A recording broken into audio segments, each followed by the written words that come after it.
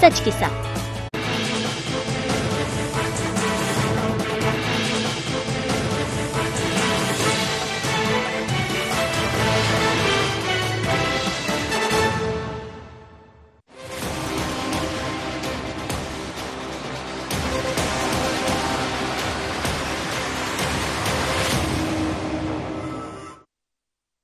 मध्य प्रदेश की सियासत में एक बार फिर सांसद ज्योतिरादित्य सिंधिया चर्चा में है। दूसरी लहर कोरोना की अब धीमी पड़ी है, प्रदेश अनलॉक की तरफ है। इस बीच सिंधिया भी वर्चुअल और फोन के जरिए लोगों से सीधे संपर्क में बने रहे, बल्कि ग्वालियर चंबल में हर तरह की मदद करते दिखे, जिसकी तस्वीरें भी सामने आती रही। लेकिन मैदान में नजर नहीं आए तो कांग्रेस विधायक प्रवीण पाठक ने सोशल मीडिया में उनके लापता होने का फोटो वायरल कर नई सियासत को जन्म दे दिया है। प्रवीण पाठक जी एक जागरूक विधायक हैं ग्वालियर के, तो उनका एक मानना है कि समय, क्योंकि वो वहाँ के नेता कहलाते हैं ग्वालियर चंबल संभाग के, उनको रहना चाहिए। लोगों की बातें और लोगों की जो परेशानियां हैं वहाँ की, समय कोविड-19 टाइम जो लोग बेरोजगार हो गए, काम धंधे बंद हैं, कोरोना कर्फ्यू चल रहा है, इस समय लोगों की मदद पे होना चाहिए। ये पता लगा कि विदेश है, तो उनका कहना है कि यहाँ रहना चाहिए। एक नॉर्मल वहाँ के लोकल विधायक होने की वजह से उन्होंने ये बात कही है। प्रदेश में कांग्रेस की सरकार गिरने और बीजेपी की सरकार बनने तक ज्योतिरादित्य सिंधिया सक्रिय नजर आए, बयान भी सुनने को मिले, पर अब वो मीडिया के कैमरे से दूर हैं। लेकिन बीजेपी का कहना है कि सिंधिया सक्रिय है। आपके किसके कहने से आप बोल रहे हो कि सिंधिया जी वो शख्स है जो निस्वार्थ सेवा करने का संकल्प ले रखा। किसी पद की आवश्यकता नहीं होती है और उनको किसी के प्रमाण पत्र की आवश्यकता भी नहीं है। वो सेवा में थे, सेवा में रहेंगे। राज्यसभा सांसद ज्योतिरादित्य सिंधिया बीजेपी में आने के बाद से बदले से हैं। चर्चा ये भी थी कि पश्चिम बंगाल चुनाव के बाद केंद्र सरकार में किसी बड़ी जिम्मेदारी में नजर आएंगे। अब कहा जा रहा कि वो इन दिनों शिक्षा और स्वास्थ्य के विशेष अध्ययन में लगे हैं, तो क्या किसी बड़ी रणनीति की तैयारी में है? पर अभी तो यही कहा जाएगा, सियासत में सिंधिया कहा। Bureau report, IND 24।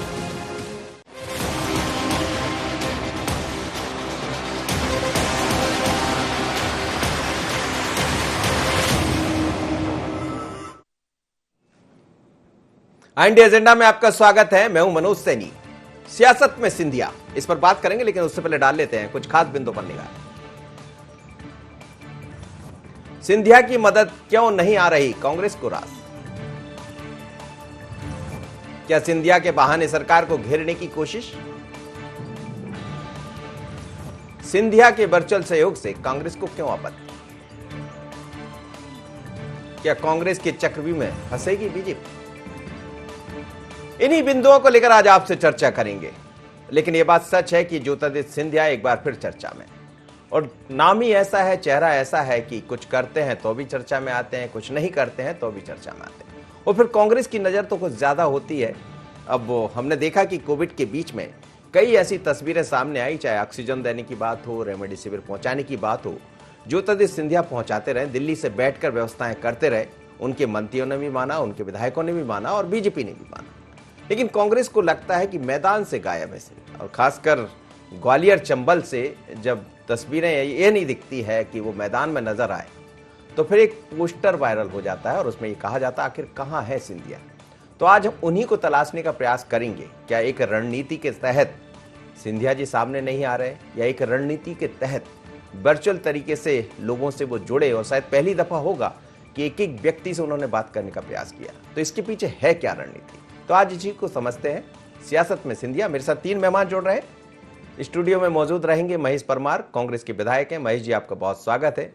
Jajpal Singh Jajji साहब हैं, भारतीय जनता पार्टी के विधायक, आपका भी बहुत स्वागत है। और वरिष्ठ पत्रकार के रूप में सुरेश शर्मा जी रहेंगे मेरे साथ, आपका भी बहुत स्वागत है। महेश परमार जी, सबसे पहला सवाल आपसे ही, क्यों कह रहे हैं आप लापता? सिंधिया तो बहुत दिखते रहे, लगातार वर्चुअल बने रहे, लोगों से मिले, कई तरह के उन्होंने सेवाएं भी की जो नजर भी आया, लेकिन क्यों आपको ये दिख रहा है कि लापता है सिंधिया? निश्चित रूप से आपने देखा, पिछले जब सरकार गिराने के पहले सिंधिया जी बड़े मुखर होकर बात करते थे कि कमलनाथ जी जनहित सरकार को गिराने के पहले कि मैं जनता की लड़ाई लड़ूंगा, किसानों की लड़ाई लड़ूंगा, माता बहनों के सम्मान की लड़ाई लड़ूंगा। तो प्रवीण पाठक जी ने कहाँ गलत किया? वो सिंधिया जी कहाँ हैं जब कांग्रेस में उनको बोलने की आज़ादी थी? और मैं तो कहना चाहता हूँ सैनी साहब के सर्व ये जो महामारी, इसके लिए मध्य प्रदेश में इसके मुख्य रूप से दोषी ज्योतिराज सिंधिया जी हैं। ज्योतिराज सिंधिया जी ने अपने परिवार की परंपरा का निर्वहन किया, जो उनकी परंपरा है, जो झांसी की रानी के साथ इनके परिवार ने किया, वही परंपरा का निर्वहन किया। आज हमारे विधायक प्रवीण पाठक जी ने कहा कि इस समय मध्य प्रदेश में इस महामारी से जब जनहितैषी कमलनाथ जी की सरकार इस महामारी को रोकने का काम मध्य प्रदेश में कर रही थी, लेकिन ऐसे समय में ज्योतिरादित्य सिंधिया बेंगलोर में अपने विधायक साथियों के साथ मध्य प्रदेश की जनहितैषी कमलनाथ सरकार को गिराने का काम कर रहे थे।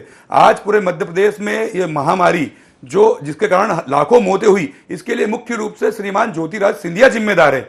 आज ऑक्सीजन की कमी हुई, बेडों की कमी हुई, दवाइयों की कमी हुई, रेमडेसिविर की कालाबाजारी हुई, तो ज्योतिराज सिंधिया जी कहीं नहीं दिखे। तो प्रवीण पाठक जी ने जो सवाल किया है, बहुत जिम्मेदारी के साथ उन्होंने अपनी बात रखी और वो सही बात रखी है कि आज ज्योतिराज सिंधिया जी वो ज्योतिराज सिंधिया जिसको 15 साल कांग्रेस पार्टी ने क्या कुछ नहीं दिया, केंद्रीय मंत्री से लेकर हर पद से कांग्रेस पार्टी ने ज्योतिराज सिंधिया को नवाजा, लेकिन ज्योतिरादित्य सिंधिया ने अपने परिवार की परंपरा को आगे बढ़ाया और जनहितैषी कमलनाथ सरकार को गिराया।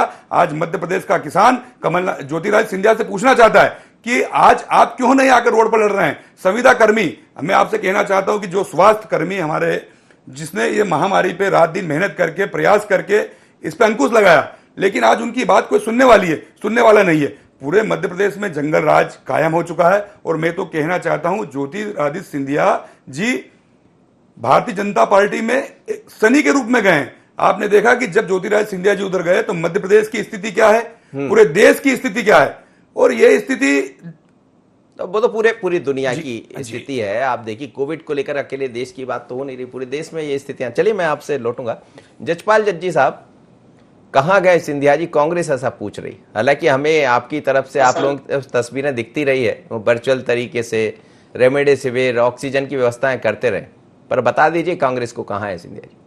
असल में परमार साहब हमारे मित्र हैं, लेकिन जो अभी मैं सुन रहा हूँ कि हम बात एक्चुअली करने हम यहाँ आए कि सिंधिया जी ने इस समय किस तरह से मदद की लोगों की, लेकिन परमार साहब अपनी वो पीड़ा अभी तक छुपा नहीं पा रहे हैं, तो उनकी वो दूसरी पीड़ा उजागर हो रही है कि इस समय जबकि बात हम कोविड के कार्यकाल में किसने क्या किया इस पे हो रही है, सिंधिया जी का क्या रोल रहा उस पे हो रही है, ना कि इस पे हो रही है। आप समय में कमलनाथ जी के आते थे, आपके काम भी होते थे, खुद आपको अंदर लेकर जाता था उन साथ में सरकार। आप बताइए सिंधिया जी कहाँ दिख रहे हैं?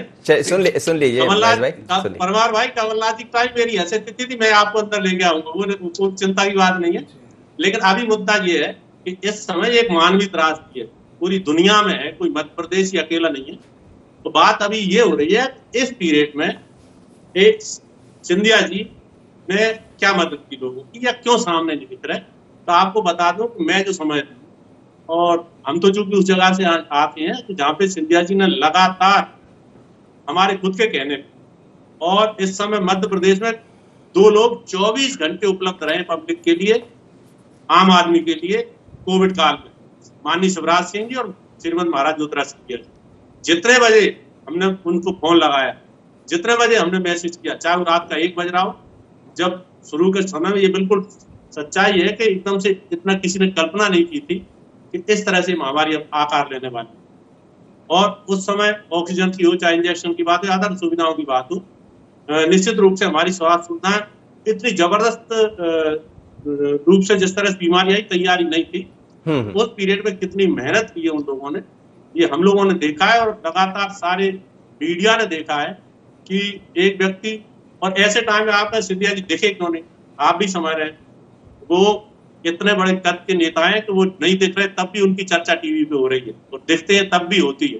तो ऐसे में जब कोविड, तो अब ये तो बता दीजिए दिखने कहाँ वाले लोगों को, इसका भी इंतजार है, बहुत दिन हो गए। हाँ, तो अभी इस समय जो है श्रीमंत सिंधिया जी 24 घंटे उपलब्ध रहे जनता के, ठीक है ना। और मैं मेरे जिले की बात करूं, मेरे जिले में अगर श्रीमंत ज्योतिराज सिंधिया जी ने मदद नहीं की होती हम लोगों की, कि हम लोगों के यहाँ हो सकता है पता नहीं कितने जानों का नुकसान। उसके लिए मेरा पूरा जिला, हम श्रीमंत के हमेशा ऋणी रहेंगे। ऐसे पीरियड में उन्होंने मदद की जब रात को 2 बजे उन्होंने फोन लगाया, महाराज 2 घंटे बाद हमारी ऑक्सीजन खत्म हो रही है, पूरे प्रशासन बदहवास हालत में बैठा था कि कैसे करेंगे। तो रात में 2 बजे उन्होंने ये कहा चिंता मत करो, 1 घंटे के अंदर व्यवस्था कर रहा हूँ, कैसे करो, और वो सब उन्होंने किया। और देखने से मतलब ये नहीं कि वो यहाँ आके अशोकनगर में आके खड़े हो जाते, तो लगा हर व्यक्ति से फोन पे बात कर रहे हैं, लोगों को उत्साहवर्धन कर रहे हैं। मैं सबसे ज्यादा उनका रोल मैं समझता हूँ, जो शहर प्रदेश में जो सबसे ज्यादा एक्टिव लोग थे उनमें श्रीमती सिंधिया जी रहे। ठीक है, मैं पूछूंगा महेश जी से, लेकिन सुरेश शर्मा जी, क्या लग रहा है आपको, ज्योतिरादित्य सिंधिया, ये बात सच है कि कोविड के बीच में कई ऐसी तस्वीरें हम लोग के सामने आती रही, वहां से बैठकर व्यवस्थाएं करते रहे, लेकिन ये इतना बड़ा एक महामारी थी, सेकंड लहर, जिसकी जकड़ में कई नेता भारतीय जनता पार्टी, कांग्रेस के भी आए, पर क्या नजर आता, सिंधिया जी को लेकर हमेशा चर्चाएं होती रही है कि शायद केंद्र में जगह पाएंगे, फिर कुछ और भी चर्चाएं मध्य प्रदेश की तरफ भी चल पड़ती है, लेकिन इन सबके बीच में क्या सिंधिया जी एक रणनीति के तहत दिखाई नहीं दे रहे और बाकी सेवाएं कर रहे हैं? देखिए मनोज जी, एक बात तो स्पष्ट हो गई सारे प्रवीण पाठक जी के इस पोस्टर से कि सिंधिया जी जो है वो केंद्र बिंदु में मध्य प्रदेश की राजनीति में चुनाव के वक्त भी थे, चुनाव के बाद भी है, और सरकार बदलने वाले मामले में भी केंद्र बिंदु में है।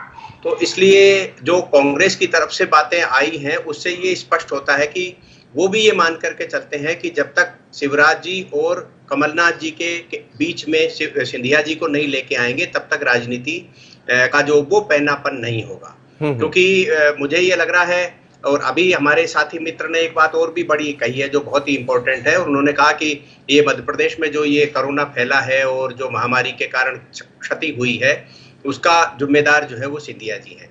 तो थोड़े से दिन पहले तक तो हम सब लोग यही खबर बना रहे थे कि इसके लिए जिम्मेदार सिंधिया जी हैं और देश भर के लिए इसके लिए जिम्मेदार शिवराज जी हैं और देश भर के लिए मोदी जी हैं। तो मुझे लगता है कांग्रेस ने अपना एक स्टैंड भी चेंज किया है इस सारे मामले में लेकर के कि उन्हें क्या कहना चाहिए, या फिर ये होता है इसमें कि जो सुविधाजनक दिखाई दे रहा है वैसा हम जो है प्रस्तुत कर देते हैं और हमारा कोई एक वास्तविक स्टैंड नहीं है। तो ये दो बातें जो है पॉलिटिकल निकल करके आई है। तीसरा जो आपका जहां तक सवाल था उसके संदर्भ में मैं ये मान करके चलता हूं कि यदि कोरोना काल नहीं होता तो सिंधिया जी केंद्रीय मंत्रिमंडल में शामिल हो जाते, क्योंकि मुझे ये लगता है कि जब ये सब बातें हुई हैं और जैसा राजनीतिक आरोप प्रत्यारोप भी लगते रहे हैं, और जहां तक मुझे व्यक्तिगत जानकारी है तो मुझे ये जो कहते हैं ना हमारे सूत्रों ने ये बताया कि सिंधिया जी को केंद्रीय मंत्रिमंडल में ही लिया जाना तय है, लेकिन अभी परिस्थितियां ऐसी हैं कि कोई मंत्रिमंडल का विस्तार किया जाना न तो राजनीतिक दृष्टि से उचित होगा और न ही इस समय जो महामारी चल रही है उसके लिहाज से उचित होगा। तो मुझे लगता है इसलिए वो भी ये समझते हैं और इस रूप में वो शांत है।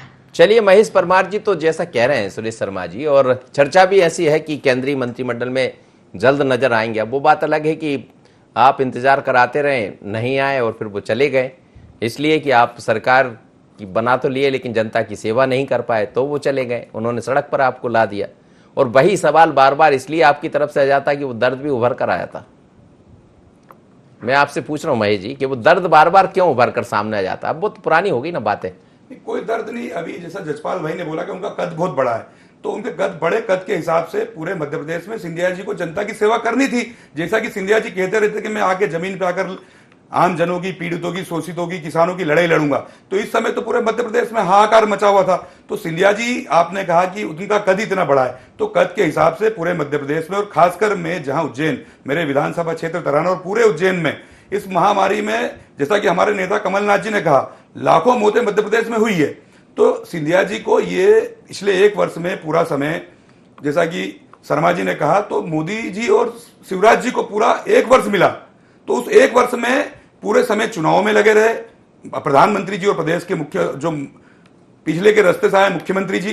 तो मुझे लगता है कि मध्य प्रदेश पिछले रास्ते से कहा, एकदम सामने से आए। आप देखिए कि चुनाव जीता, आपने देखा कि एक निर्वाचित जनता के द्वारा चुनी हुई सरकार, जनादेश कमलनाथ सरकार और कांग्रेस को मिला, लेकिन ज्योतिरादित्य सिंधिया ने अपने निजी स्वार्थों के लिए कांग्रेस को धोखा दिया, अपनी मां समान पार्टी को। उसके बाद 1 वर्ष मिला। ऑक्सीजन प्लांट लगाने की बात शिवराज जी बार बार कहते रहे। मध्य प्रदेश में आपने देखा जो कोरोना के मरीज थे वो अस्पताल में जाते थे तो उनके 2 परिजन बेचारे ऑक्सीजन के सिलेंडर हो या इसलिए भागम भाग मचा हुआ था। तो पूरे मध्य प्रदेश में सरकार या ज्योतिरादित्य सिंधिया जी जो अब सत्ता में सरकार में, तो सिंधिया जी ने एक बार भी ये नहीं कहा, जो मध्य प्रदेश की भोली भाली जनता, जो हमारे परिवारजन इस महामारी से इलाज के अभाव में मर रहे थे, लेकिन सिंधिया जी उस समय कहां नजर आते थे? जजपाल भाई, मैं आपसे पूछना चाहता हूं, ऐसे समय में सिंधिया जी को जब कमलनाथ जी से उनके जो अनैतिक कार्य कराना चाहते थे, कमलनाथ जी ने उनकी बातें नहीं मानी। आप लोगों ने पूरे देश ने उनका ड्रामा बेंगलोर में बैठकर आप लोगों ने किया, पूरा आपके सामने है। तो इस समय मध्य प्रदेश की जनता को उनके कद के हिसाब से उनके सेवा कार्य की जरूरत थी, ना कि सिर्फ आप लोगों के फोन सेवा कार्य। कोविड का ये समय है, वर्चुअल सेवा वो कर रहे थे, लोगों से जोड़ रहे थे। जजपाल जज जी ने कई सारी चीजें ऐसी बता दी। वर्चुअल सेवा में जब कांग्रेस करती है तो आप हमारे ऊपर उंगली उठाते हो। उस वर्चुअल से आप जब सत्ता में हो, जब सरकार में हो, और आप जब कह रहे थे कि शिवराज जी और सिंधिया जी की जोड़ी मिलकर मध्य प्रदेश की सेवा कार्य करेगी, मैं दावे के साथ कह सकता हूं कि आप कहीं भी, पूरे उज्जैन जिले की बात करना चाहता हूं, पूरे मध्य प्रदेश में आप एक भी जनहितैषी कार्य बताइए, कौन सा एक जनहितैषी कार्य किया? ये तो सिर्फ आप लोगों के लिए, आप लोगों के परिजनों के लिए 2-4 रेमडेसिविर इंजेक्शन उपलब्ध करा दिया, एक पलंग की व्यवस्था कर दी। तो मध्य प्रदेश की लगभग 7 करोड़ जनता है और मध्य प्रदेश के 52 जिले हैं और 230 विधानसभा में। वो तो कमलनाथ जी ने भी यही किया। लोग कह रहे हैं कमलनाथ जी छिंदवाड़ा में सब कुछ कर दिया, वहां कुछ नहीं हुआ, वहां रेमडेसिविर की व्यवस्था हो गई, ऑक्सीजन की व्यवस्था हो गई, लेकिन बाकी जगह नहीं हुई। निश्चित रूप से कमलनाथ जी करते। कमलनाथ जी ने, मैं कह रहा हूं, कमलनाथ जी ने, जब हमारी बात हुई, कमलनाथ जी ने पूरे मध्य प्रदेश को ऑक्सीजन की व्यवस्था करी। कमलनाथ जी अगर मुख्यमंत्री होते तो कमलनाथ जी जो छिंदवाड़ा में कार्य किया, कमलनाथ जी पूरे मध्य प्रदेश में करते। अभी तो शिवराज जी मुख्यमंत्री है, ये जवाब सत्ता में बैठे मुख्यमंत्री से करेंगे, और सत्ता पक्ष के नेता जिनके कारण सरकार गिरी, ज्योतिरादित्य सिंधिया से हम सवाल करेंगे। कमलनाथ जी आज सत्ता में नहीं है, लेकिन कमलनाथ जी ने, ग्वालियर का मैं कहना चाहता हूं, वहां कमलनाथ जी ने ऑक्सीजन की व्यवस्था हमारे विधायक प्रवीण पाठक जी के माध्यम से सर्वप्रथम एक टैंकर के द्वारा की गई। तो सिंधिया जी को यह कार्य करना था। तो यह चीज सिंधिया जी की कथनी और करनी में अंतर है। और भाजपा और जज्जी भैया, आप तो ईमानदार व्यक्ति हैं, कम से कम आप डरिए मत। ये भोली वाली जनता, फिर आपको लोगों के बीच में जाना है 2023 में, तो आप किसी के दबाव में मत आइए। जनता आपसे सवाल पूछेगी। इस समय अपने बहुत सारे अपने आसपास के अपने परिजनों की मौत हुई है, और इसके लिए जिम्मेदार भाजपा, शिवराज जी और ज्योतिरादित्य सिंधिया जी है। जजपाल भाई, आप भाई है बड़े और हमारे मित्र हैं। जजपाल भाई, ईमानदारी से, दबंगाई से बात बोलिए। वो बोल रहे हैं दबंगाई से, बताइए, डर रहा है क्या? सरकार जिम्मेदार है। भाई, आप पिछले अखबार उठाएंगे तो उज्जैन मंदसौर के नेताओं ने ये कहा है कि महाराज ने ऑक्सीजन उपलब्ध कराया उन जिलों में। उनको धन्यवाद दिया सारे लोगों ने, अखबारों में छपा होगा, आप पढ़ना अखबार बात पीछे उठा के अभी बाद में। और रही जाता है रेमडेसिविर इंजेक्शन, 2-4 नहीं दिलवाए उन्होंने, गवर्नमेंट की सप्लाई से अलग हटके उन्होंने अपनी व्यक्तिगत हैसियत से हजारों की तादाद में स्टेट गवर्नमेंट को तक दिलवाए, उनकी खुद की व्यक्तिगत हैसियत से। और जहां से जो हो सकता था लगातार प्रयास किए। और सबसे बड़ी बात यह कि आप जो कह रहे सामने नहीं आए, अभी पिछली 16 तारीख को ग्वालियर में रहे सिंधिया जी, सीएम सांसद पूरा दिन लगातार संभाग के प्रत्येक जिले के जो हमारी क्राइसिस मैनेजमेंट की समिति के सब संभाग, ग्वालियर, चंबल, प्रत्येक क्राइसिस मैनेजमेंट समिति के लोगों से व्यक्तिगत बात की, उन्हें वर्चुअल सारा दिन बैठे वहां। तो कहने का मतलब ये कि ऐसे टाइम में आप समझ, उस कद का कोई भी नेता हो, वो पब्लिकली बाहर निकलेगा तो निश्चित रूप से कोरोना का, फिर वो उसके, अभी सारे टीवी उल्टे उनके खिलाफ बोल रहे होते। कोई भी नेता हो, चाहे कांग्रेस या बीजेपी का, उस कद का कोई भी नेता ऐसे समय पब्लिक में नहीं आ सकता कि कोरोना की गाइडलाइन के खिलाफ था। और निश्चित रूप से उससे, और आप भी समझ रहे, आज कमलनाथ जी आपके क्षेत्र में पहुंचे तो ऐसा होगा कि आप नहीं जाओगे, आपके कार्यकर्ता नहीं जाएंगे, भीड़ नहीं जुटेगी उनके आसपास। तो क्या वो कोरोना कार्यकाल में उन्हें जाना चाहिए? हम तो नहीं कह रहे कि कमलनाथ जी को जाना चाहिए। हाँ, जो जिस जगह है वहां बैठ के, उस कद के लोग हैं ये कि इन्हें बाहर निकलने नहीं, ऐसे टाइम में वो घर में बैठ के बहुत ज्यादा मदद करने की स्थिति में, और महाराज ने वो सब किया है। और 24 घंटे लेकिन आप कह रहे हैं जजपाल जी कि वो ग्वालियर भी गए थे, पर प्रवीण पाठक जी को नहीं दिखा। हाँ, ये हो सकता है, जबकि आप उसमें ये भी इनवाइट होंगे उस मीटिंग में, लेकिन ये प्रवीण जी नहीं पहुंचे। सच्चाई है कि ये पहुंचे नहीं वहां, और बाद में कह रहे हैं वो देखेंगे। तो ये बहाना तो नहीं है सरकार को घेरने के लिए, सिंधिया जी को बहाना बनाकर सरकार को घेरना हो?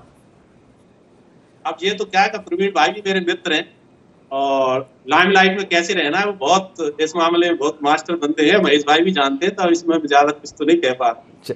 तो सुनील शर्मा जी, क्या सियासत इसलिए चल रही है कि लाइमलाइट में कैसे रहना? एक बड़ी बात कह रहे हैं जजपाल जी, और आप देखिए कई ऐसे मुद्दे इस बीच में दिखाई दिए, जैसे अभी मध्य प्रदेश में कमलनाथ जी का जो बयान आया वो भी खूब चर्चा में बना, महान भारत बदनाम भारत हो गया।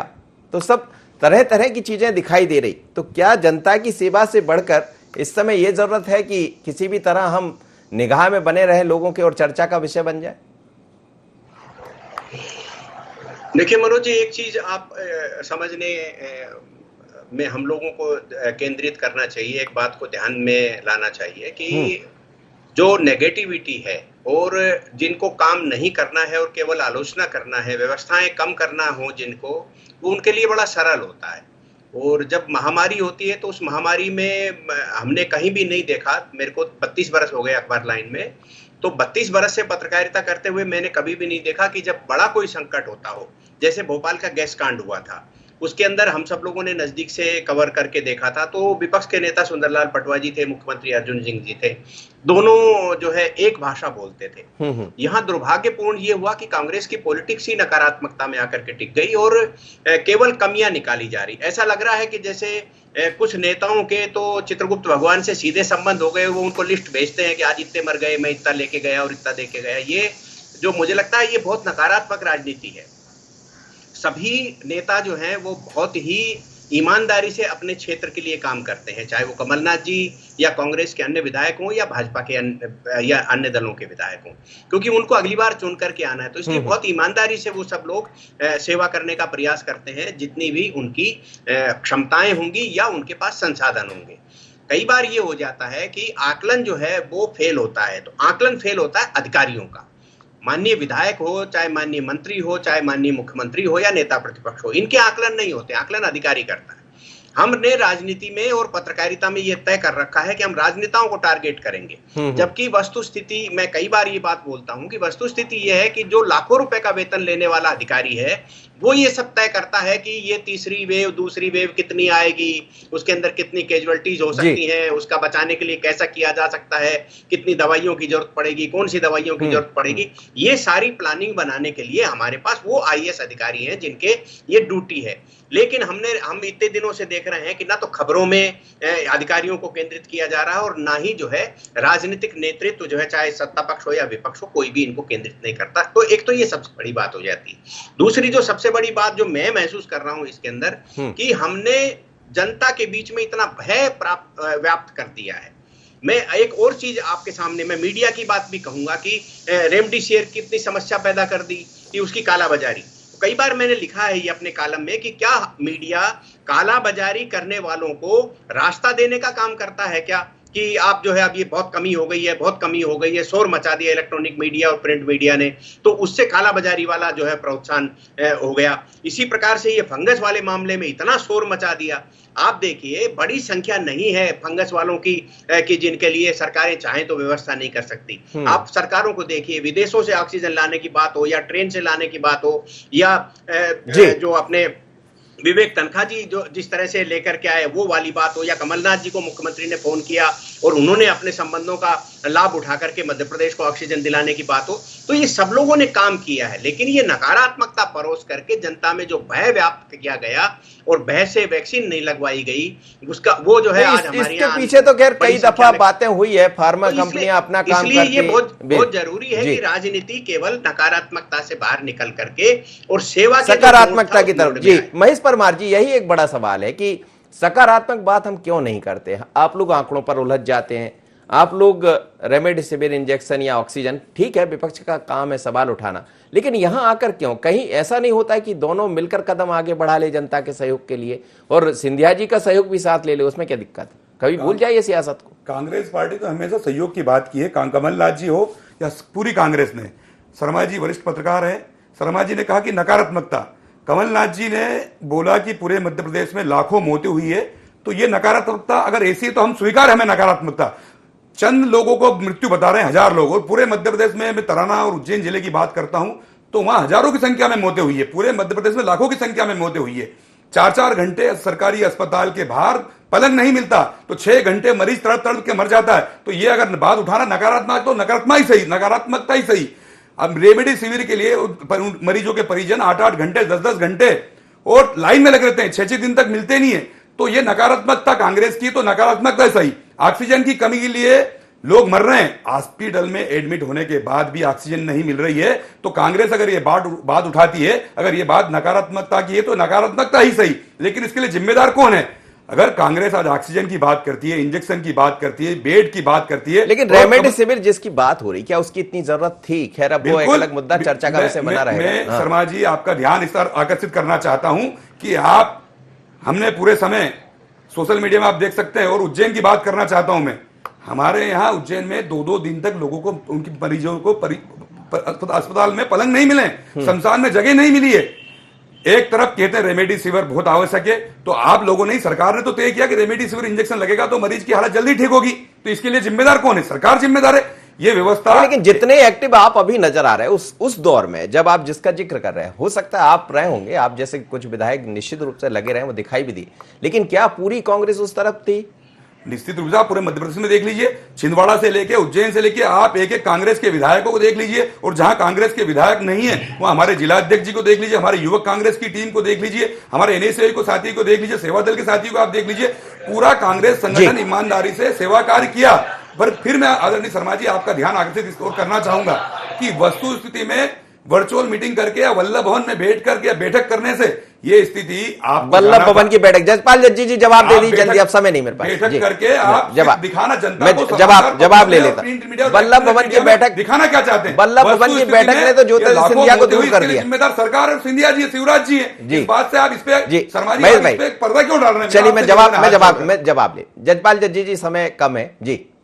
परवार साहब, असल में जो आप कह रहे हैं ये ठीक है। अमेरिका दुनिया का सबसे ज्यादा विकसित राज्य स्वास्थ्य के मामले में दुनिया में आगे, वहां पे मौतें हुई कि नहीं? अगर तो क्या अमेरिका में मौतें हुई जज्जी भैया, तो उत्तर प्रदेश और हिंदुस्तान में भी होना चाहिए क्या?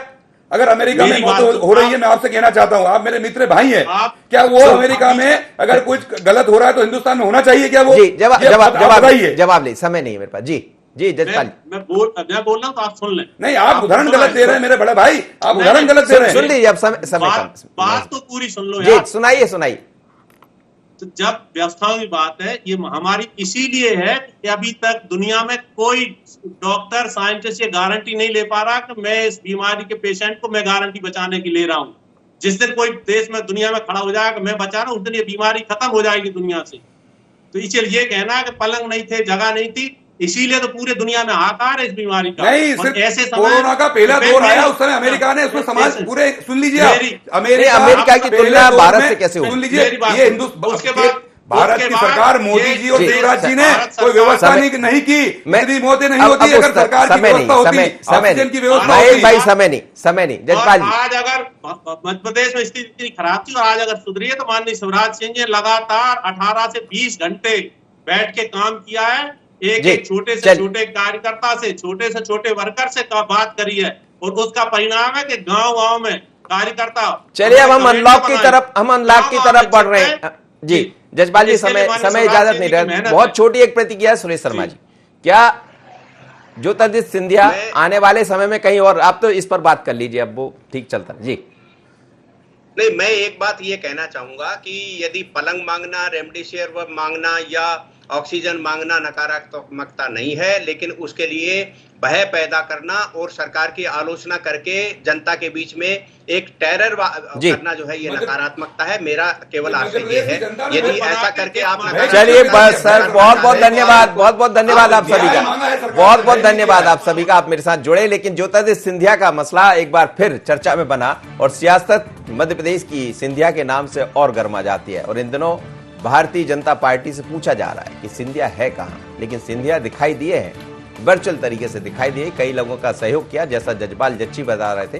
पर सवाल यही है कि आखिर कांग्रेस की निशानी पर बार बार सिंधिया क्यों आ जाते हैं? क्या ये रणनीति का हिस्सा है? और सिंधिया का दिखाई नहीं देना, क्या वो भी रणनीति का हिस्सा है? निगाह बनी रहेगी। आज इतना ही, मुझे दीजिए इजाजत, बने रहिए एंटरटेनमेंट।